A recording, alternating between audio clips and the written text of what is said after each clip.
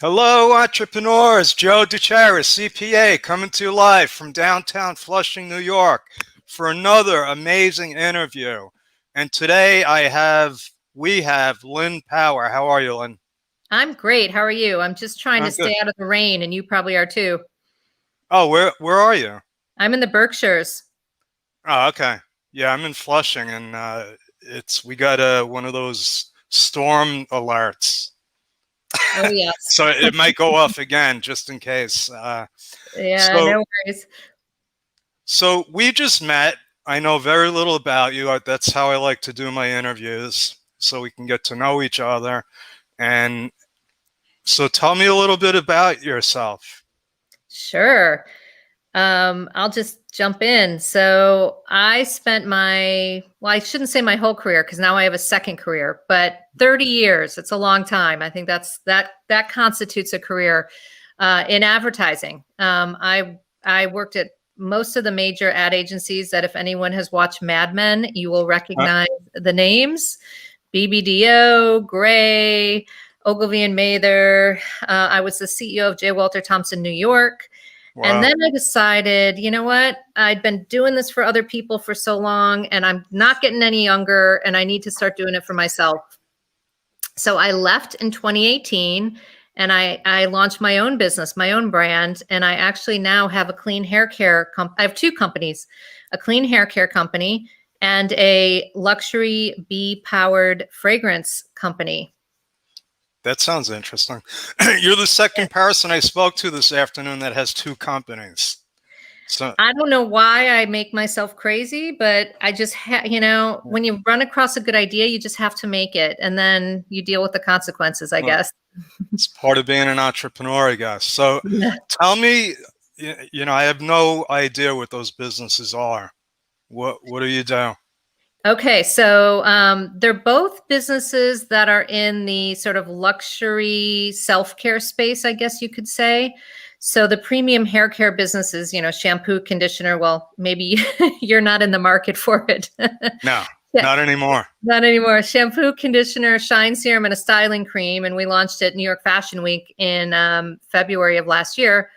And the other business is called, and that's called Masami, by the way.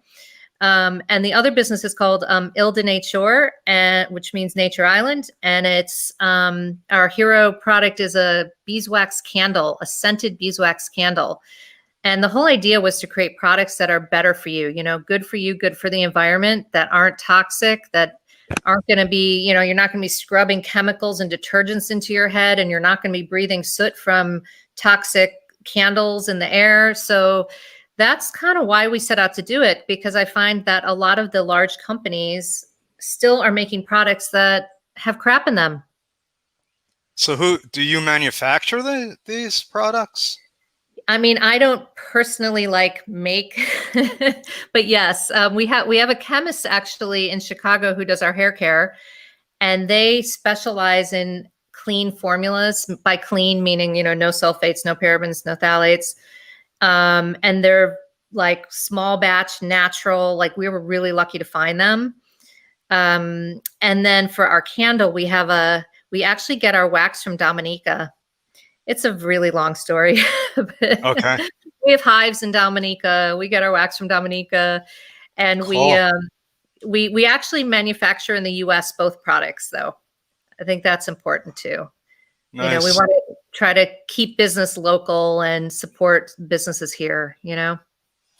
So tell me a little bit about your advertising career because I think that's fascinating. I have a friend that he actually created this whole program based on the advertising model, and he talks about what's his name, Ogilvy, Mm-hmm. and the big idea. You ever hear of the big idea? Oh yeah, absolutely. I mean, Okay. Ogilvy on Advertising was one of the, top books that you had to read when you're a young account executive starting out in the business. Now, I don't think kids read anything.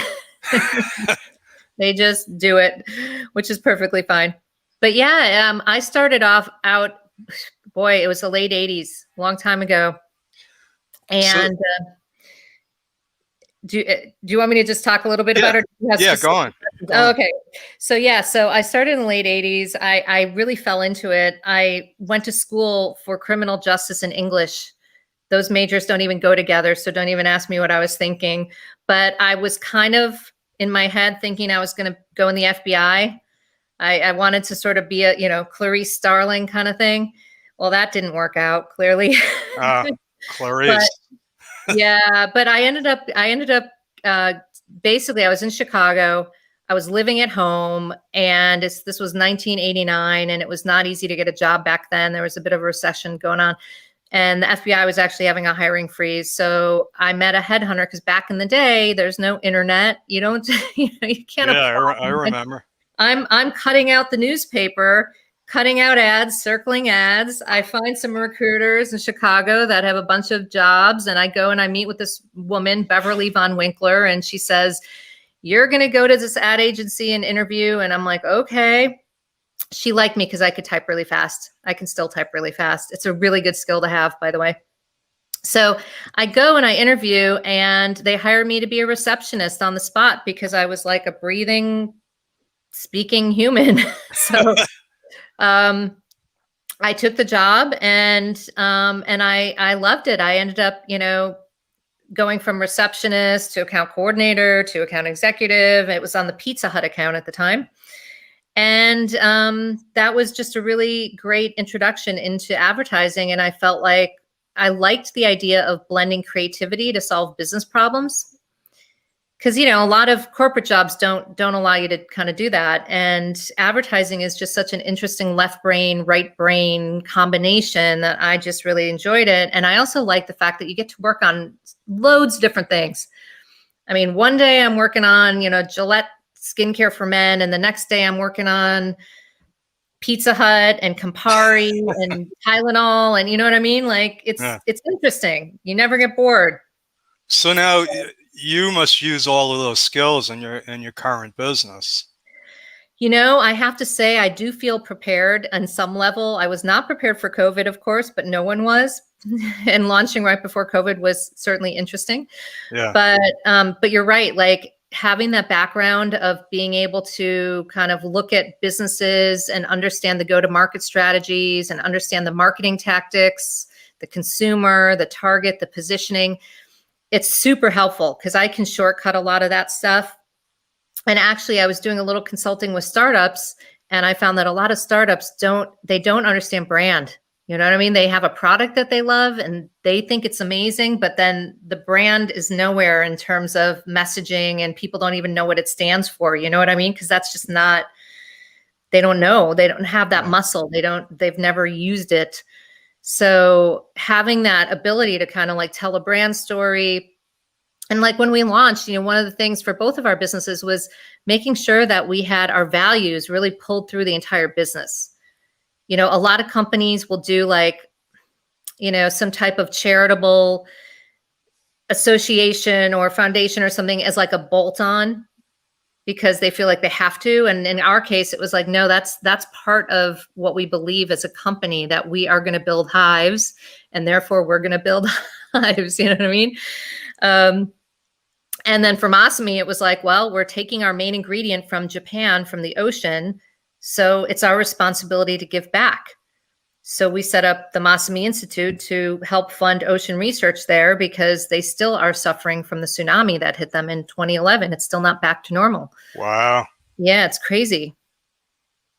So tell me a little bit about team building, because that was on the graphic that I guess my team put together. Well, that I think is absolutely one of the most important things you can do in business, whether you're in a corporate job or you're an entrepreneur. Probably, I would even argue more important if you're an entrepreneur, because you can't afford to have the weak links on your team. Because if you're like me, there's like three of us, and we do a lot. And so what I've learned about team building over the years is, well, first of all, people are not always good at the things that they think they are. Sometimes people have these aspirations to be, I want to be writing the copy for this, or I want to be doing the social media for that, or I want to be, and they're actually better at something else production, account management, strategy, so sometimes I think if you want to really focus on getting your team to be a high performing team that coalesces well, one of the first things you have to do is understand everyone's superpowers and understand what they're bad at. I don't mean to sound it so harsh, but you know No, what I'm saying.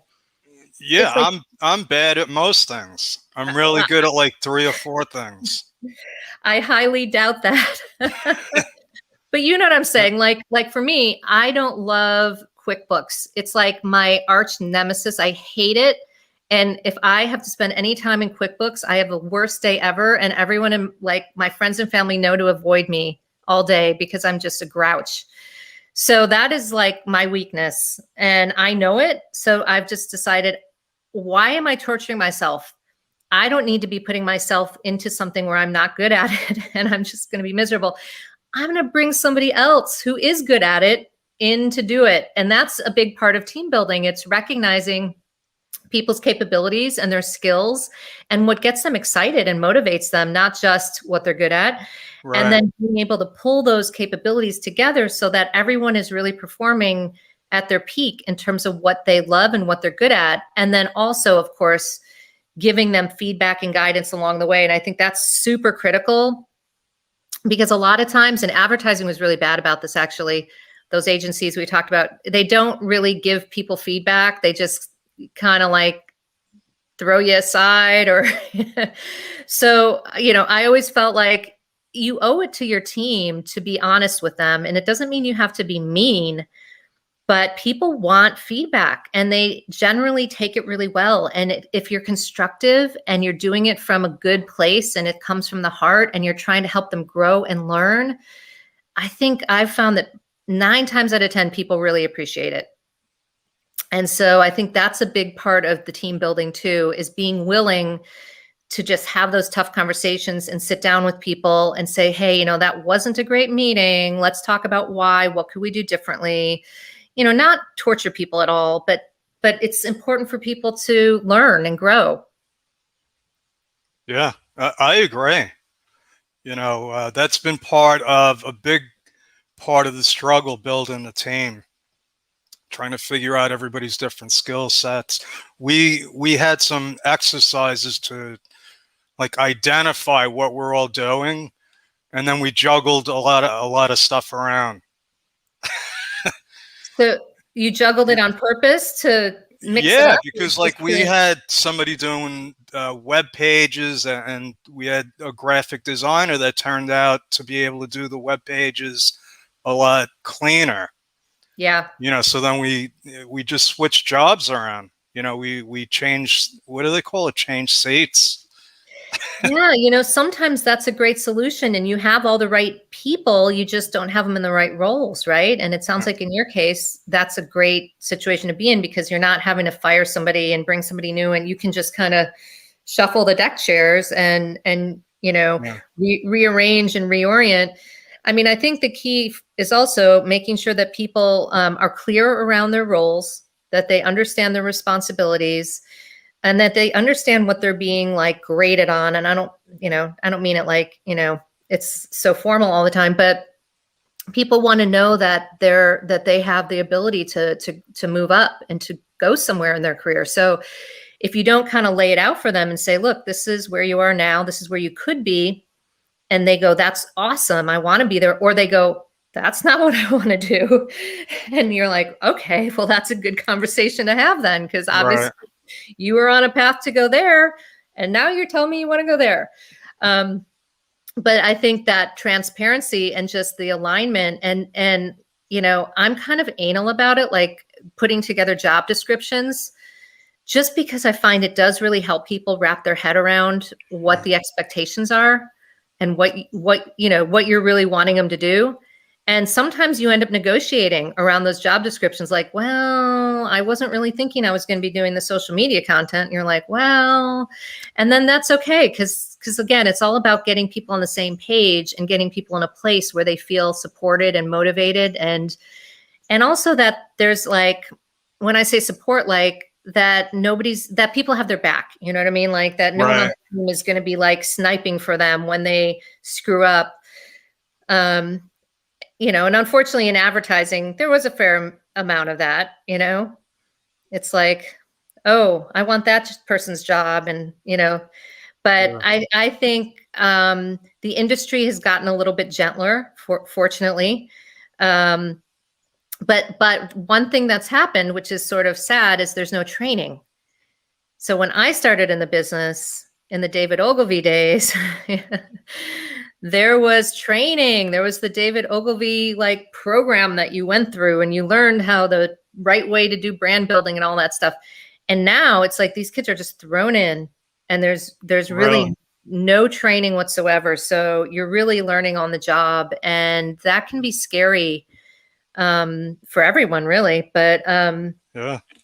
I do wish that agencies, probably not just agencies, corporations are probably in the same boat, right? Like that, they need money, they cut the training. Um, yeah. So, but hopefully, that can't sustain itself, right? Because, yeah. Yeah, I get what you're saying. So, Lynn, listen, I try to keep these short because people don't watch long videos. Sure. So, any parting words of wisdom? My parting words of wisdom, I would say, if anyone's thinking about doing what I did, which is making a career pivot, um, two things. One is build a network of people that you can rely on, that you trust, that are advisors, peers, mentors, reverse mentors, whatever. And then secondly, build your team. Just like we were talking about, that is so critical. You doing it alone sucks. It's impossible now. It's impossible. You need to have support, and you need to have support that you trust. So yeah, spend a little time on those things, and I think you'll be set up for success for whatever you want to do. Awesome. How do people get in touch with you? I'm easy to find. You can find me on LinkedIn. You can find me on all social media at Lynne Powered, or you can find me through Masami, lovemasami.com. Lovemasami.com. I'm going Yeah, to check that out. check All it right, out. Lynn Power. Thank Thank you. you so much. Have a good night. You too.